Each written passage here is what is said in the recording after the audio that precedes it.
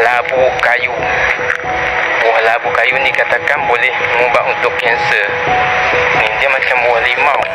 Ni labu kayu, atau dikenali sebagai pokok manja. tak semua orang kenal sebab pokok ni dia jarang jumpa. Nama saintifiknya Crescentia quieta. Dia tak boleh makan buah ni. Dia untuk buat perubatan saja. Kayu dia kalau dia masak dia warna kuning. Buah labu kayu dikatakan boleh mengubati kanser, pertumbuhan dan darah tinggi. Selain boleh mencantikkan kulit sebab buahnya mengandungi vitamin C. Pokok dia memang rendah. Belum ada kajian menunjukkan buah labu kayu ni boleh mengubatkan kanser kan? Dan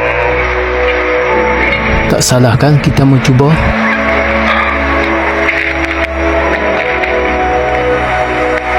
okay, sebab dapat sesuatu daripada titik ni, semoga bermanfaat.